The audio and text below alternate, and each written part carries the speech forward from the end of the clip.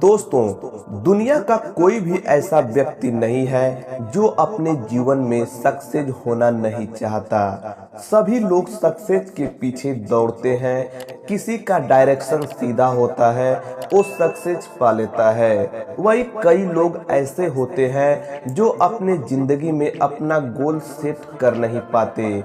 वो कई गोल के चक्कर में अपनी जिंदगी में सक्सेस नहीं पाते हैं और वही बाद में दूसरे को राय देने लगते हैं। कहते हैं बेटा, जो कर रहे हो उसे हम करके छोड़ दिए हैं। लेकिन दोस्तों, आपको इन बातों पर ध्यान नहीं देना है जो आपको अपने गोल पे ले जाने से रोकती है। उन सब चीजों से आपको दूर हो जाना है, उनकी बातों को इग्नोर कर लेना है दोस्तों, और पूरे मन से मेहनत करें, आपको सफलता जरूर मिलेगी। तो आइए शुरू करते हैं। सिर्फ प्लानिंग करना ही काफी नहीं होता, आपके बात पर अड़े रहना भी जरूरी होता है। अगर आप किसी से कहते हैं कि आप कुछ करेंगे तो उसे पूरा करें। ठीक इसी तरह अगर आप किसी काम को पूरा कर पाने को लेकर अस्वस्थ नहीं है तो उसे करने का वादा भी न करें। अपनी लिमिट को लेकर भी सच्चे रहें। प्लान कैंसिल करने से बचें और जहां तक हो सके किसी एक इंसान के साथ बनाए हुए प्लान को दोबारा कैंसिल करने से बचें। अपने आप से कुछ वादे करें, इन वादों को लिख लें और किसी ऐसी जगह पर टांग लें जहां से आप आसानी से इन्हें देख सकें। एक बात की पुष्टि कर लें कि ये जो वादे हैं ये आपके लक्ष्य पूरा करने की दिशा में ही ले जा रहे हैं। अपने लक्ष्यों के सही दिशा में अग्रसर होने की पुष्टि करने के लिए समय समय पर इनकी ओर नजरें डालें।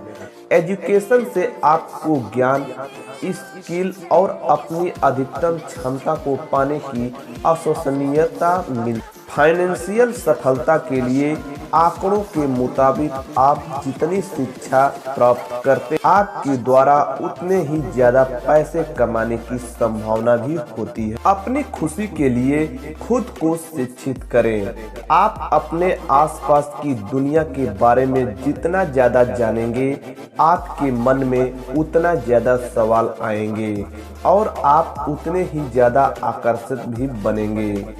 अपने फाइनेंशियल को मैनेज करें। अपने पैसे मैनेज करने की सीख समय के साथ आपकी असल आमदनी के अनुरूप ही आपकी फाइनेंशियल स्थिरता की गारंटी भी देगी।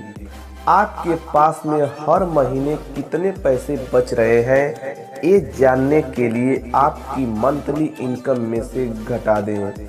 साथ ही ताकि आपको पता चलता रहे कि आप कहां अपने पैसे खर्च कर रहे हैं।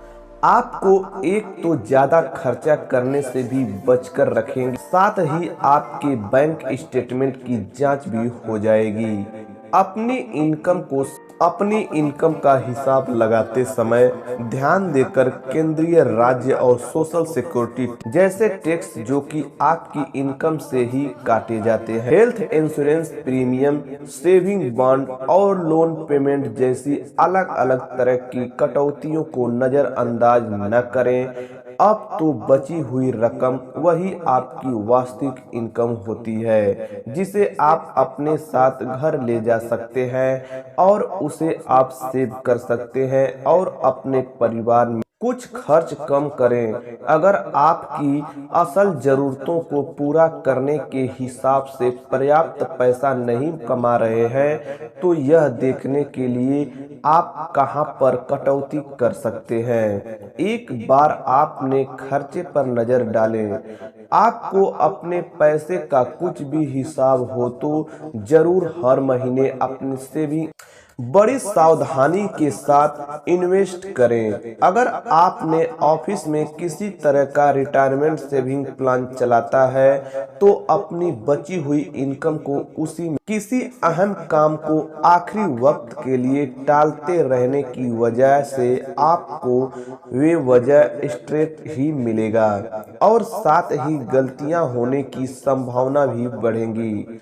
अपने वक्त को कुछ इस तरह से मैनेज करें ताकि आपके पास में किसी भी काम को प्रभावी ढंग से पूरा करने के लिए ऑर्गेनाइज करके रखने के लिए एक प्लानर का इस्तेमाल करें।